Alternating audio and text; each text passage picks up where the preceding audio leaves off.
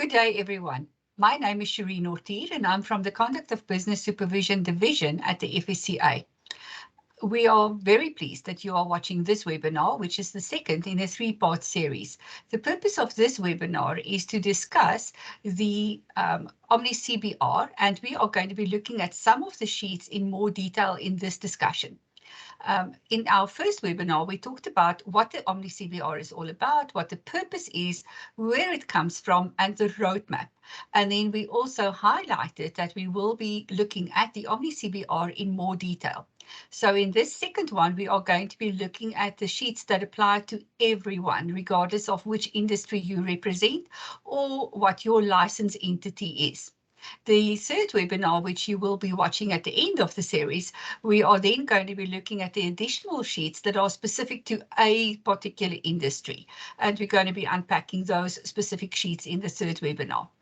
But for today's session, I'm joined by a number of colleagues, and I'm just going to start at the top and show Vanasa Padayachee. Hello, Vanasa.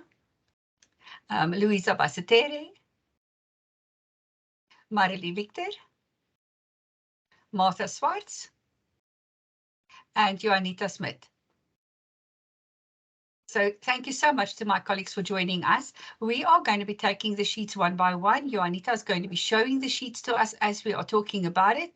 And we're going to be giving you an idea of what the questions are that we're asking and what the reason is that we are asking those specific questions. The purpose of this is so that at the end of the three webinars, you'll have a really good understanding of what we're asking, why we're asking it, and you will know where you are comfortable with the questions that we're asking, and you'll also know where there are questions that you are perhaps not so sure about, that you're less comfortable about, or that you think you have a suggestion that would actually achieve a better purpose for us. So after the webinars, we will then be inviting you to participate in two ways. We are going to be hosting live webinars where you can participate, and we're very excited because we can host up to 20,000 people per webinar. And per webinar, 1,000 people will be able to actively participate, which means that they will be able to ask questions and type questions to us. And 19,000 people will be able to participate by watching, but they won't be able to actively ask questions. But do not fear, the FSCA is here. We will give you an email address that you can use to ask questions, and there will be a live, an opportunity for you to go onto the website, and it's live in the sense that you can access it more than once. So you can post your comments, you can make your comments about different things, you can ask questions, and you can even change your mind. So you can have a good sleep about an issue one evening, think about it, and then come back the next day and ask your question further. You can expand on it, you can decide, no, there's a better way to pose it, and you can change it. So that process is going to be available for July and August. Rephrase that, June and July. So at the end of July, we are going to be closing that process for you to actively participate. So the workshops as well as the website participation is going to end at the end of July, and then our work will continue. And that's where we are going to be looking at all of your comments, all of your questions, and reconsider the draft that we are sharing with you now. So without any further ado, Juanita, can I kick off with you? Let's take a look at the Omni CBR, and let's start looking at the different kinds of sheets that we have in the Omni CBR. So why do we have two sheets on some issues, and on other issues such as conflict of interest, we only have one sheet? Thank you, Charene, and hello, everyone. So the first thing before I answer your question, I just want to show the audience. If you look at the screen, you'll see now there's a lot of tabs that are showing here at the bottom. In the first webinar, we said to you and we tried to show you how you can customize the return so that you will only see the tabs that are applicable to your business and the products and services that you offer.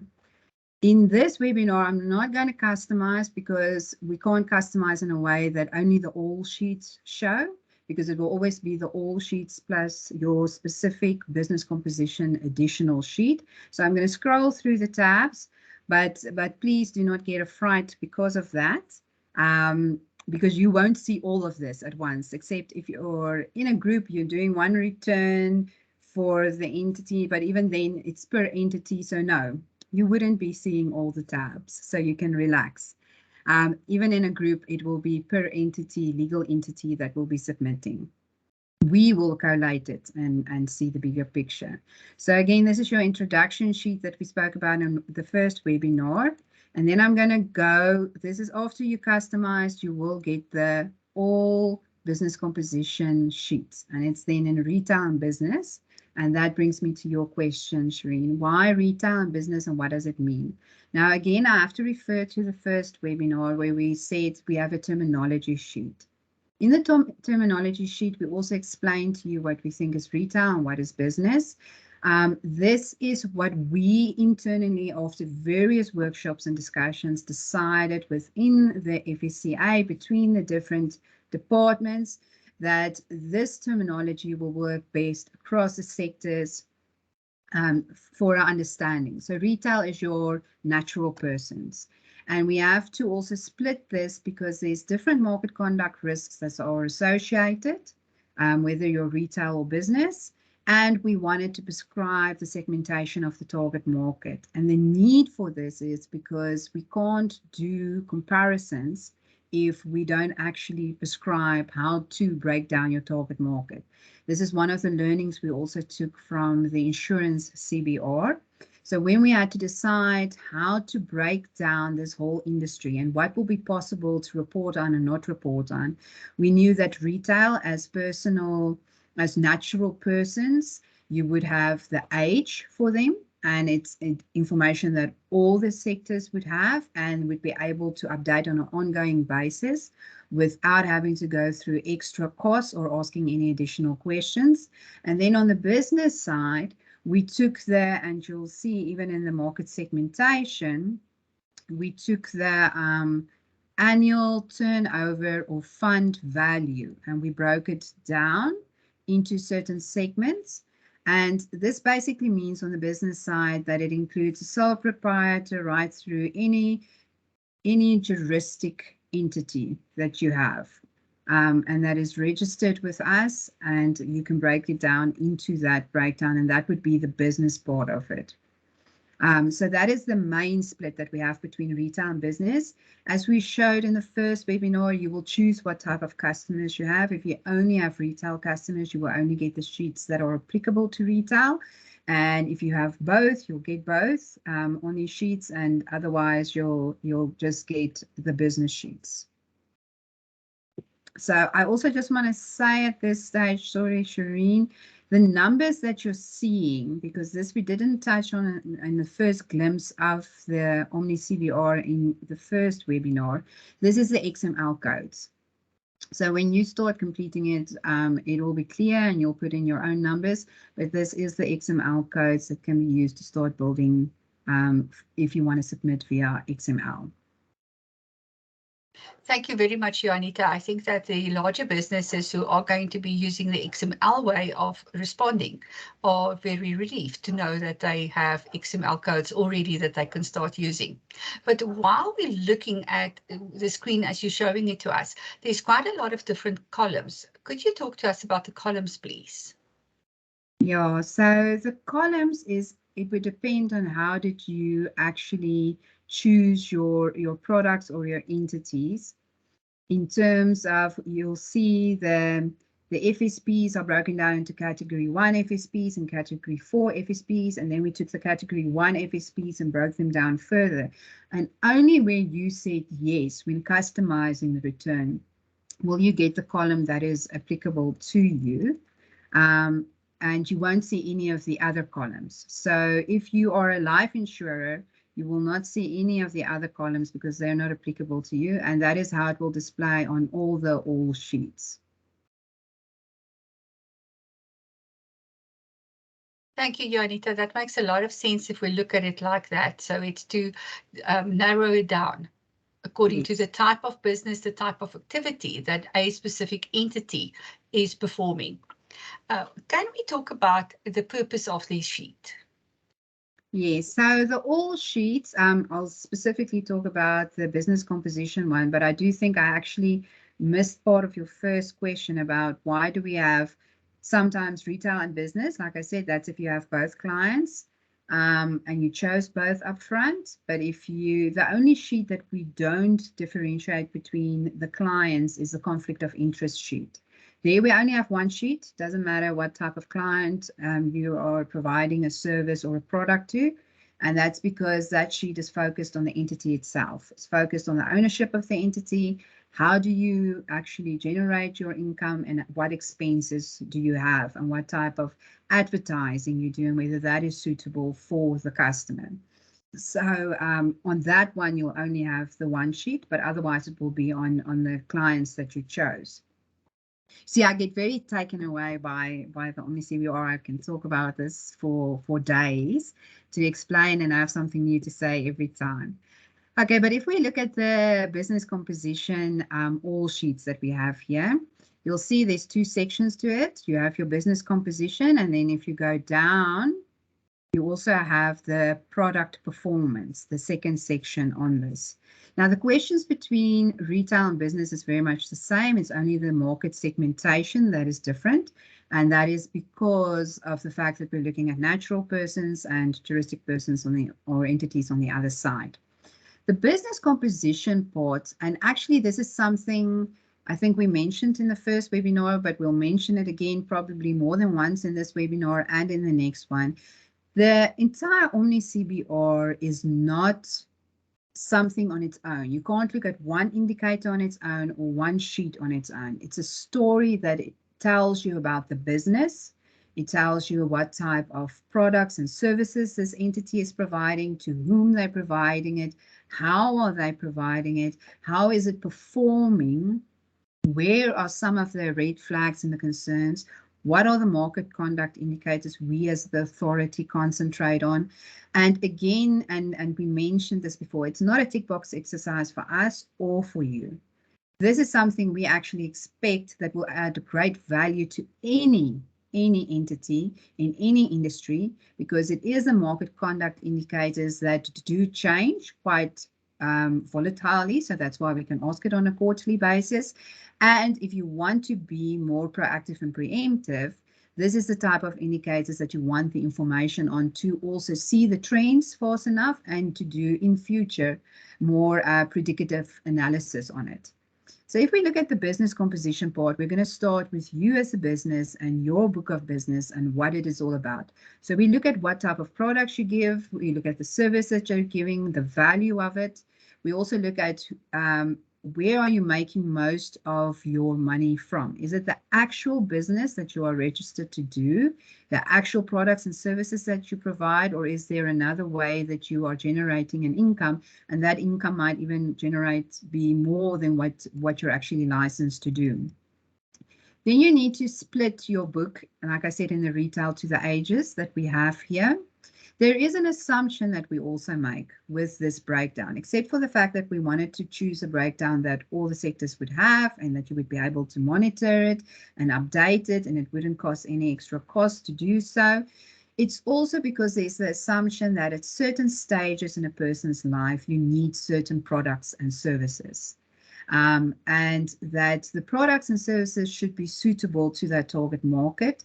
And you'll see as we go through the sheets and also in the next webinar where we look at the specific sheets.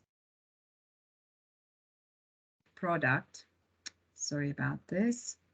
We can track the performance of that product against that target market and also show then whether it's suitable or not.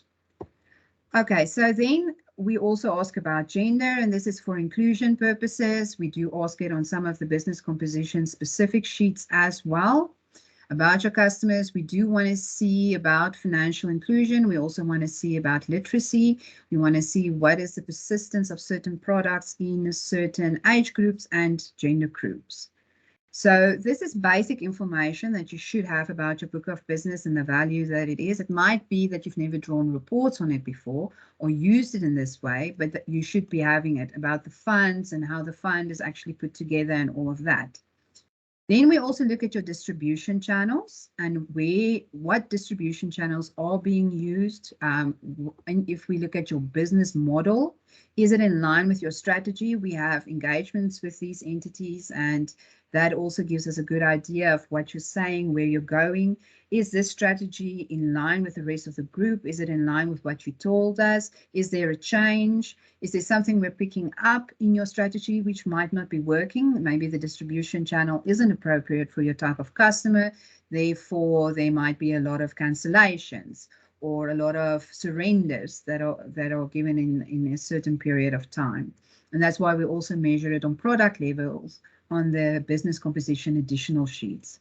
So the distribution channels we have here are informed by the engagements we've had with entities across the sectors, also on what the insurers have been reporting on. And then, as you can see here with the USSD, the automated advice, the mobile applications, it is channels that we know that especially due to COVID, our entities have become more digital, and they need to become more digital to actually reach all of their customers in some instances or deliver service to them.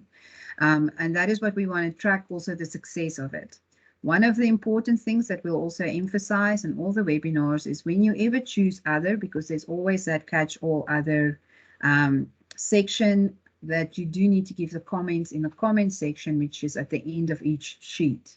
If we then see that there is a certain channel or a certain category that is growing, and it's actually growing at such a speed that we need to track it more in detail, then it will be added to the sheet. This is a living document, like we said, although no changes will be made after the phase-in period starts, but thereafter, when it is now after the phase-in in 2026, like we referred to in the first webinar, then we can look at updating it to keep it relevant to the market and what's happening in the market.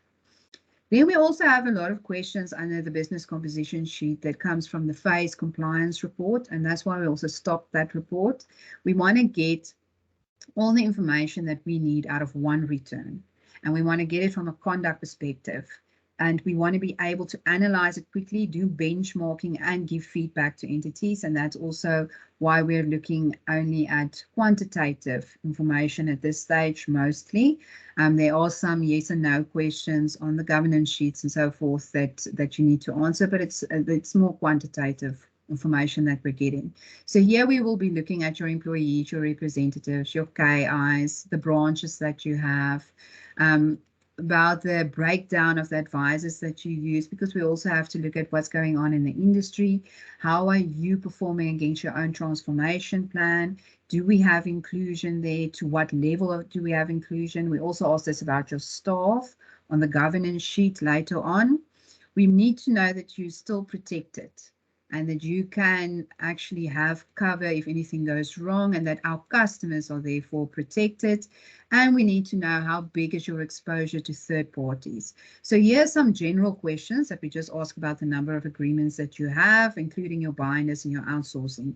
You'll see that on some of the business composition sheets, we drill down into a little bit more detail, again, keeping proportionality in mind, but where we want to know exactly how many outsourcing agreements, to what value it is, and how many functions are being performed, where we want to take that exposure a little bit further. So here is more a high level, and then in certain sectors, because we are used to the maturity of their data, we can actually then drill down into more detail there. So it's not a repetition of the question. And that is something that we have to keep in mind. It's because we link answers in certain sheets together to form the picture that we need to form and get the ratios that we need to form. Then under product performance, we actually split it into where you get instructions to cancel or disinvest or surrender or transfer or switch your product within the first 3 months and after the first 3 months. This was actually also some guidance that we got from the World Bank and the CGAP team, especially from the World Bank, when we look at customer outcomes.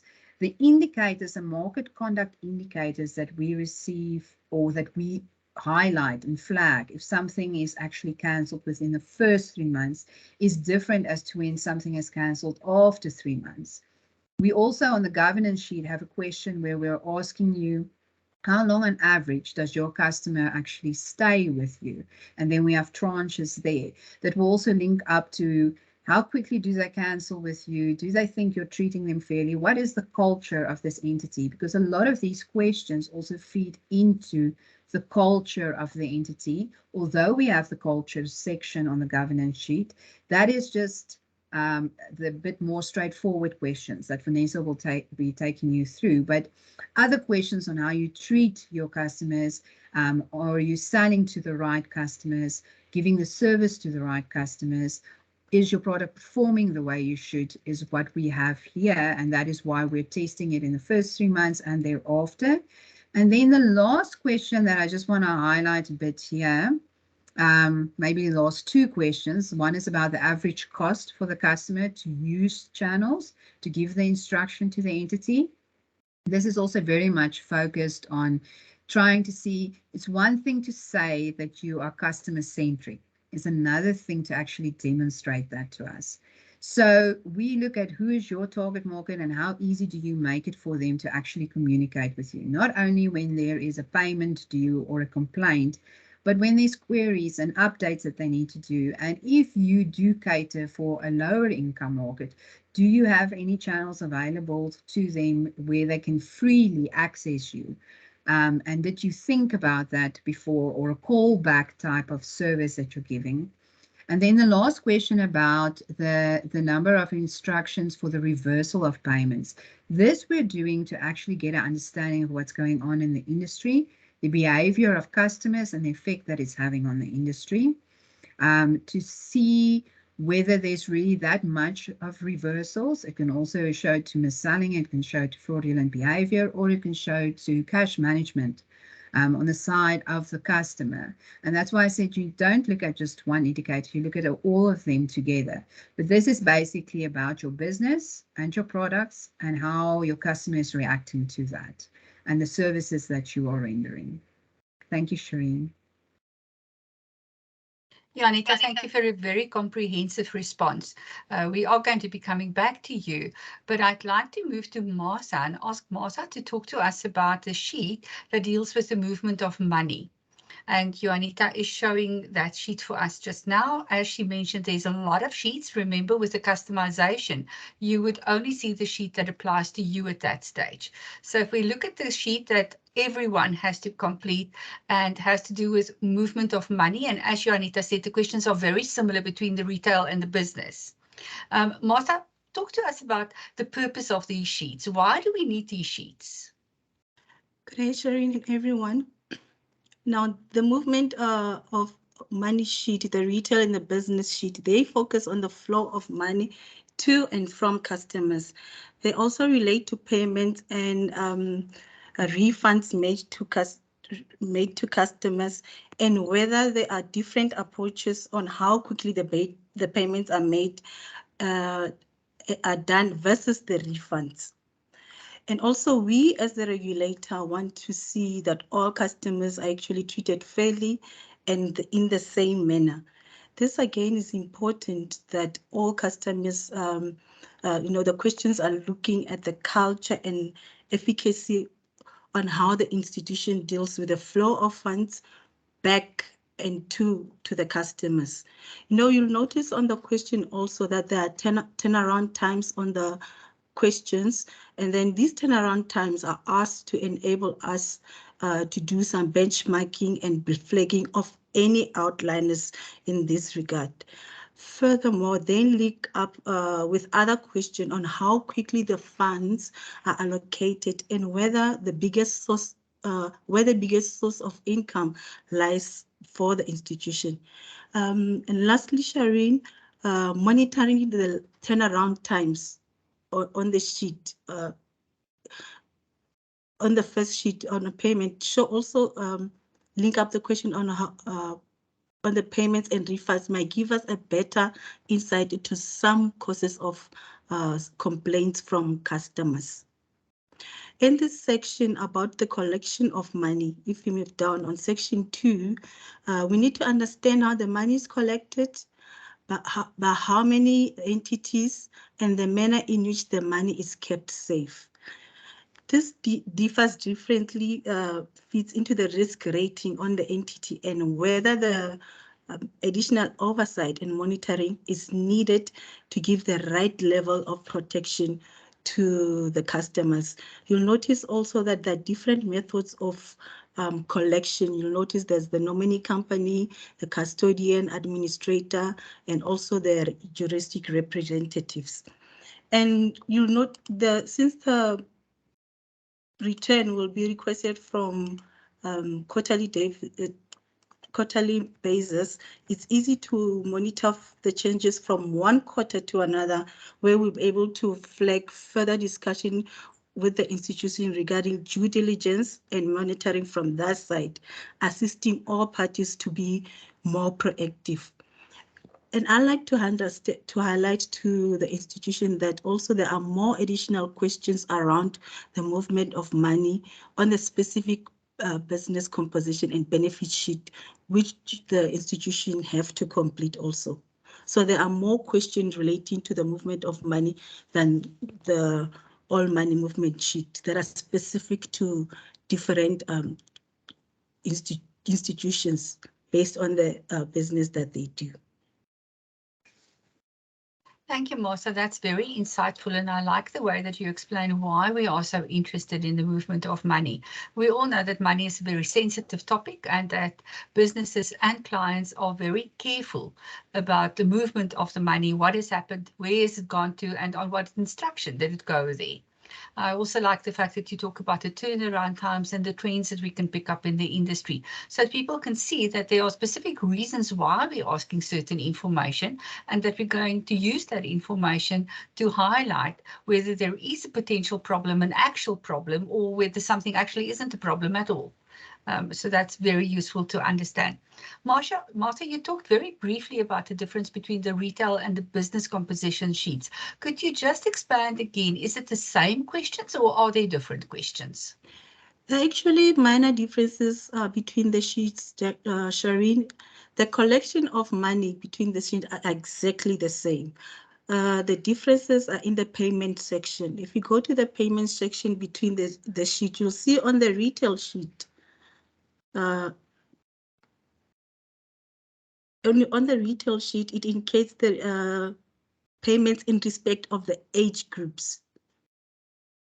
If you move down, Juanita, you'll notice that the payments are in respect of the age groups on question 1.7, no 18. And then when you move to the business sheet, you'll notice that the question are in respect of annual revenue or annual values. So that are really those the minor differences between the sheets. Other than that, they're exactly the same. Thank you very much. And as Juanita said, it's about who your customer is, what the difference is between retail and business, whether you're doing business with a retail customer or doing business with a business customer. And that drives that understanding. Martha, is there any terminology that you would like to highlight to people that they should be aware of when answering the questions? Yes, Charene, it is important that the entities know that payments include any payment due to any customer, whether contractually due in respect of benefits, claims, or interest, but excluding refunds. The reasons for this, you would have noted that we've actually requested information on refunds, so it's dealt with exclusively on top. We also use the term money so that it can include all funds, contributions, payments, and premiums from all different sectors, as this sheet will be completed by all sectors. Thanks, Martha. And I think it's useful to understand that money is used quite broadly and it's not in a narrow definition. If we look at the risks and the outcomes, are there any risks and outcomes associated with the payment section specifically? Most definitely, refunds from entities and incorrect payments or benefits, including payments, are indication of unfair treatment and outcomes to customers. And as the regulator, we have a mandate to ensure that customers are treated fairly also.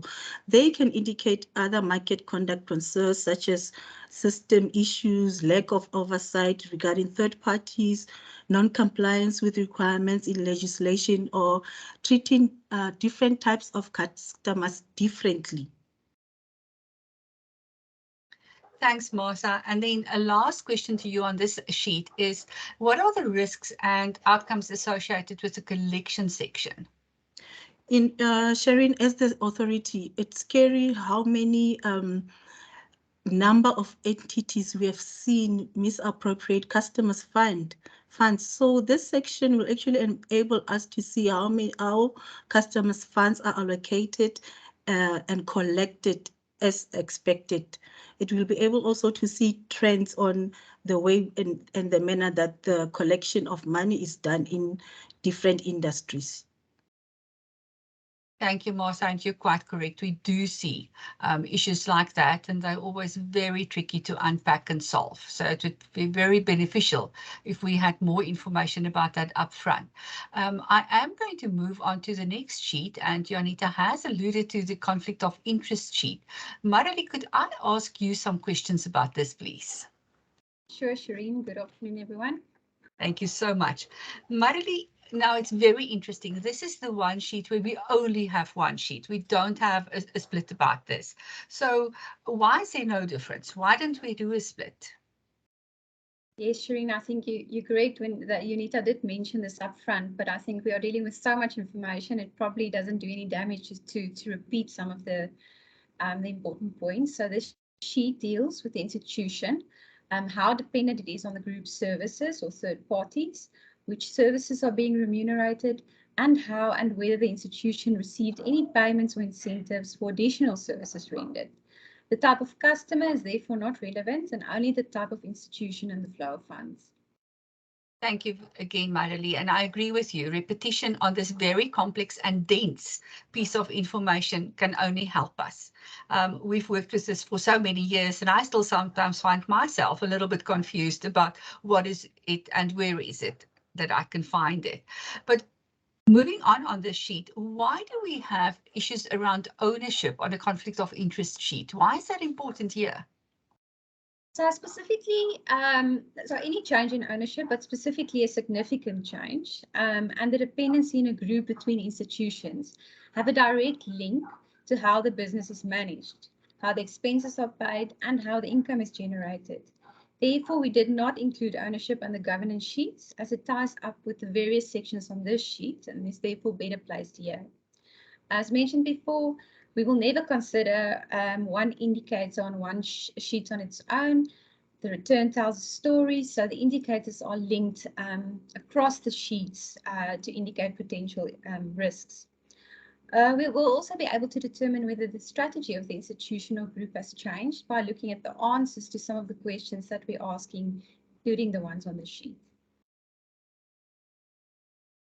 Thanks, Marrelie. Why are we interested in conflicts of interest? Why is this a hot topic? For us to protect financial customers, we must be aware of the various levels of conflict that could lead to negative treating customer fairly outcomes.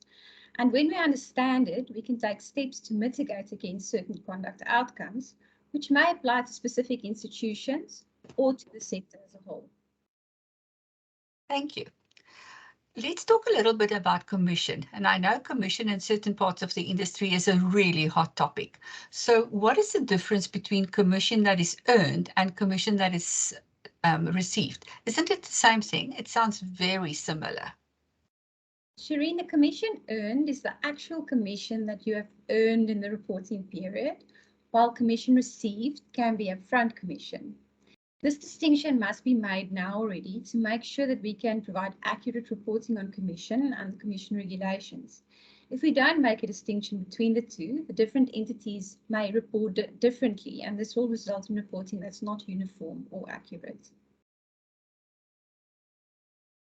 There's some questions that we ask for the very first time. People have never seen it before. Even the insurers who have been completing a CBR already have not seen this. And it's specifically around incentivizing staff around TCF outcomes, and then also questions around giving customer education. Why do we have that here?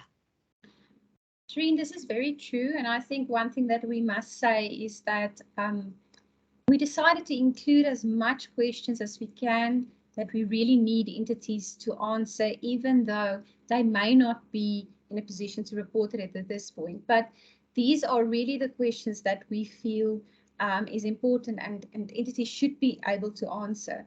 So here we have examples of questions we obtained from the CCAT team to test the culture of institution and what their staff are truly incentivized for.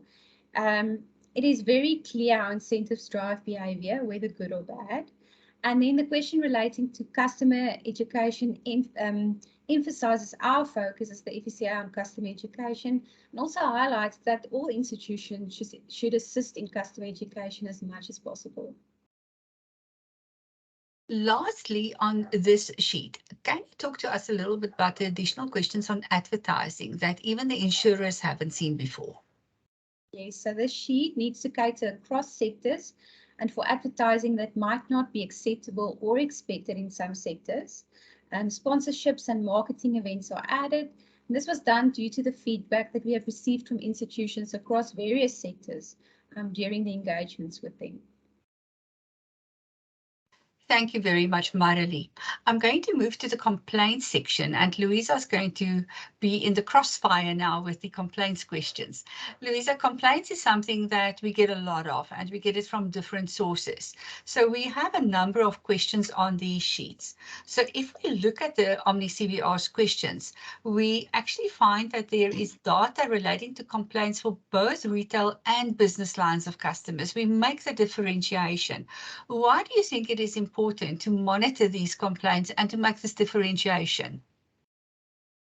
Thank you, Charene, for the question. Look, it is important for any entity or any business to receive feedback, right? So we can consider complaints to be a form of feedback, whether the feedback is positive or it's negative. It's important for business to get a sense from its customers in terms of the experience that they are having with the products and the services that they offer.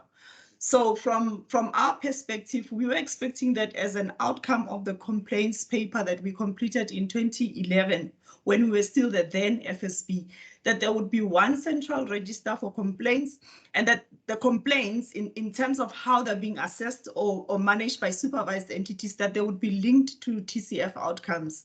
So when you look at the CBR, you will see that we use the same approach, although some of the categories that we ask for have been broken down. For example, in the return, we ask, for example, complaints relating to product design, because we want entities to hone in and to really get a sense of what is driving the type of complaints that they receive.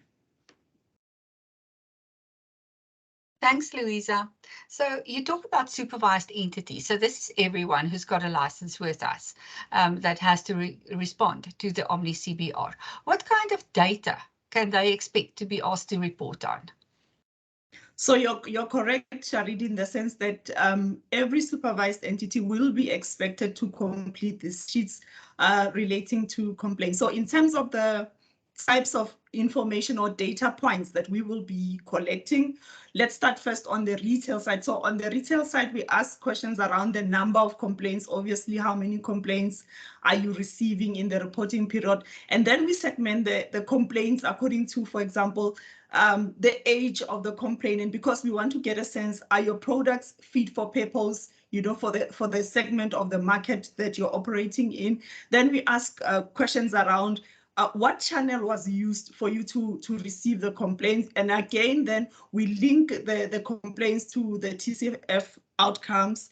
And then on the business side, we ask complaints according to the turnover of the entity, because I mean, that's the most obvious criteria that we can use. So why are we looking to collect data on complaints in the Omni CBR, and how can it be used in monitoring conduct risks? So obviously, as we mentioned, Charene, any feedback that entities receive is considered, good feedback, whether it's a complaint or not, because it assists the entity to sort of fine-tune its products. And then what we have learned over time is that you can use the complaints monitoring process to benefit both the authority, if I can put it like that, because for us it also acts as as a leading indicator. For example, we see for certain entities where there are process failures. So by tracking complaints, you can see that. And then obviously for the entity itself, the entity can use the complaints process to improve its product offering, because like I said, usually where there's complaints, there's room for improvement. There's always room for improvement. I can't agree with you more. There's always room for improvement. Why are the various channels for complaints important?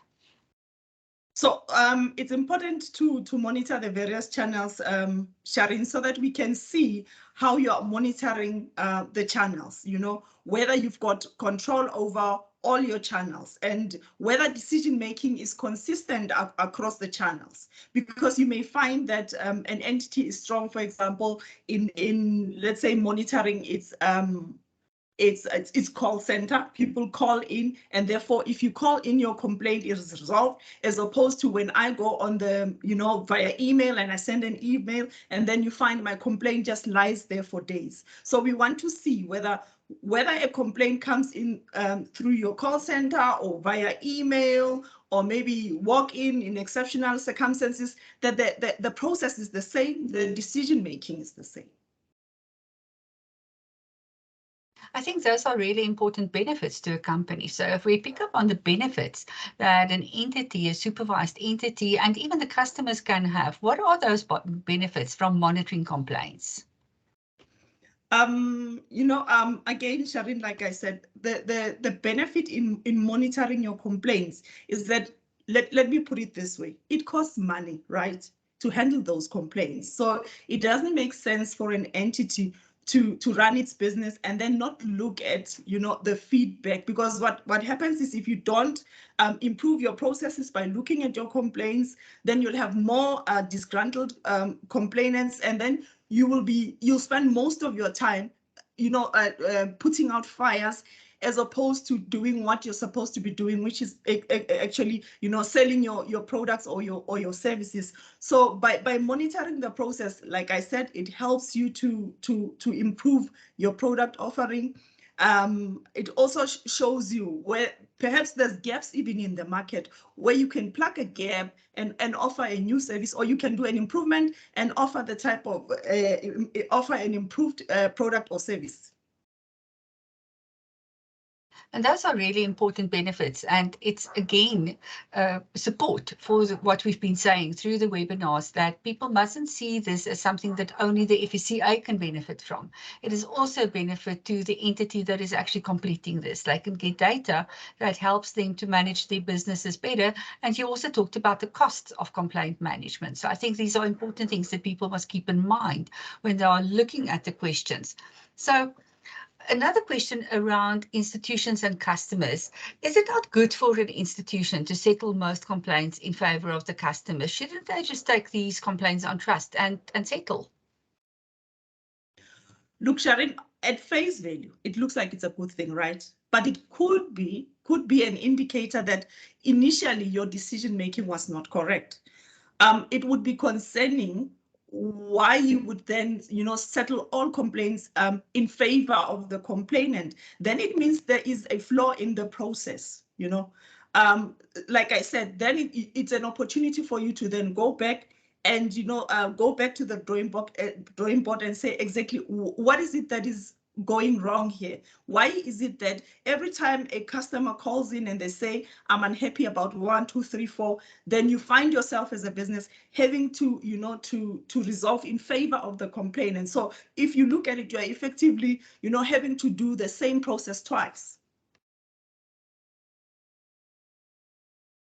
Very valuable point that you've just made. Thank you very much. And I hope that the businesses looking at this is taking note of these tips that they are getting, because it's also tips for business improvement. On that, why is quality assurance important? Why are we asking questions around quality assurance? Isn't it the business's prerogative? Okay. So, Charene, in terms of quality assurance, we want to make sure that entities are closing the loop, because it's one thing to have a complaints process. We want to make sure that your controls that you have in place are working effectively. We want you to test that process to make sure that it is doing what it is intended to do. And of course, again, if you have a quality assurance process in place, it will assist you in plugging those gaps that we've been talking about. Thanks, Louisa. So I hope that people take note of the fact that there's a very comprehensive and detailed section on complaints management. Thank you for your responses. I'm going to be asking Vanessa some questions about the additional benefits sheet. Again, this is a sheet that everyone has to complete. Why do we need to know about additional benefits? So what is the purpose of this sheet? Hi, Charene. So the aim of this sheet is to provide information with respect to additional benefits. So if you think about maybe, for example, a traditional policy, there may be some benefits that you've added to that. There may be some services that you've added to that. So we want to find out what are those additional benefits and services. We also want to understand whether or not the financial institution is licensed appropriately to offer those particular services and whether it has the relevant mandate to offer those services. Thank you, Vanessa. That helps us. So when people look at the other section, what should they input under the other section on this sheet? So Charene, we have put together on that particular spreadsheet some of the other services that we could think of based on our engagements with the entities that we supervised, but we don't know everything and we don't know everything that's out there that's being offered. So under the other section, if there's anything that's captured on the sheet and that you're offering and you find that it's additional to what's captured on there, you need to input that relevant information under the other sheet. Sorry, under the other section. Thanks, Vanessa. What are we going to do with this information? So we're asking a lot of questions. Why? So Charene, we're cognizant that this is our first draft that we're sending out, and right now we want to gather information. We will have a look at that information, analyze it, understand what trends are happening within the industry, and when we conduct a review of our return and all of the questions, we will probably use the information that we gather to ask further questions. And the information that we gather will also inform thematic reviews or where we want to do exploration in further spaces. So right now at this stage, the purpose of asking the questions is to gather the information. Thanks, Vanessa. If I can ask you some more questions on a different sheet, if we move to the governance sheet. Sure. Here we are. Thank you. So again, this is a sheet that everyone has to respond to, and it talks about governance and culture. So what is the purpose of this specific sheet? So Charene, when we were looking at these types of questions, we felt that governance and culture fit together. We felt that if an institution, for example, has good governance in place, it has a very direct influence on the culture of the institution. So the purpose of the governance sheet is to ensure that the entities provide us as the FSCA with information relating to both governance and culture. The questions on the sheet are quite straightforward questions, although they're not only indicators on this sheet. Throughout the entire return, you'll find certain indicators that are testing governance and culture. If we look at, forward looking at the Conduct of Financial Institutions Act, it's the standards that are going to underpin that are going to be based primarily on the Treating Customer Fairly outcomes. You have the Treating Customer Fairly outcome 1, which speaks directly to the culture of a financial institution. And it says that the customers must feel confident that they are dealing with a financial institution where TCF is the core part of its culture. Thank you, Vanessa. And it just highlights again how important TCF is and how we embed and we expect businesses to embed TCF across everything that they do. Can you talk to us a little bit about the different sections in the sheet? Because this is quite a dense sheet. We're asking for a lot of information. Yes, so there are two sections to the sheet. I spoke about governance and culture. So I'll touch firstly on the governance section or the governance questions. We touch on the compliance requirements relating to agreements with external parties. We ask questions relating to whether the financial institution is aware of potential changes in key positions and whether the necessary planning is in place. So when we look at the key positions, for example, if you have your CEO, CFO, those we would see as key positions, your control functions you would see as key positions. We want to understand firstly that there is proper succession planning in place, but we also want to understand if there's key changes to those positions, because it gives us immediately a signal as to whether or not there's potentially concerns that we need to look further into it with respect to the running of the financial institution. Then we also touch on the rate of staff turnover, because we find that, you know, if your staff are happy, it's possibly an indication that it's a good culture within the organization, and it's possibly an indication of good governance within the organization. When we look at the systems, we ask questions about systems. It's because we found that systems are key in terms of how that institution can operate and how it can service customers. So we also touch on that. And we also ask questions relating to pending legislation. These questions are not always reported, and we find that these questions have a direct influence on the financial institution and the potential risk to customers. So that's governance in a nutshell. And let's just touch on culture. So Juanita mentioned towards the beginning of the session that culture is key, and we tested throughout this return. There are many indicators that we touch on, like payments, claims, complaints. And we find that the manner in which customers and staff are treated is a clear indicator of the culture within that particular organization. We also touch on communication. Compliance with communication to customers and the level of updated data throughout the sectors is also being touched on here, because we found that data, communication, those are key factors to look at when it comes to culture of the organization. We also test customers and whether or not they are retained within the organization. A happy customer stays, an unhappy customer leaves. So we want to see whether that indicator gives us a perception of the customers and how they're treated. We also know that customers go through a claims process, a complaints process. If they have investments with the particular institution, they look at the performance of those investments. And if they're unhappy with that entire life cycle of that particular product, and if they leave, that also gives us a strong indicator that we maybe need to look further into that particular organization. That makes sense. Thank you. Why do we ask so many questions about auditors, executives, and the control functions? I touched on it a bit previously, Charene. It's because we find that these are key roles. If you look at an organization that has an auditor is kind of a watchdog, and it will assess whether or not the controls are effective within the organization. Executives run the organization. The control functions, for example, compliance, key control functions, which give us as a regulator a type of assurance as to whether or not things are running effectively in the organization. And if there are significant changes with respect to these control functions, we need to know in advance so that we can then interrogate and understand from the financial institution what happened, why did they leave. We can also see the patterns between maybe if, for example, there's a number of executives that are leaving. So it's an early warning signal for us to understand what's happening within the organization. Thank you. There's a lot of questions about systems. Why is it necessary for us to understand so much about the systems of a business? Charene, we found that the systems are where the rubber hits the road. To give you an example, if we have a system where there are debit orders that are going off for a customer, and if they are scheduled to go off at the end of the month, and there is a system issue and those debit orders go off at the beginning of the month, you can imagine the nightmare for customers where maybe they don't have sufficient funds in their accounts. You can imagine how that's going to impact claims for those consumers.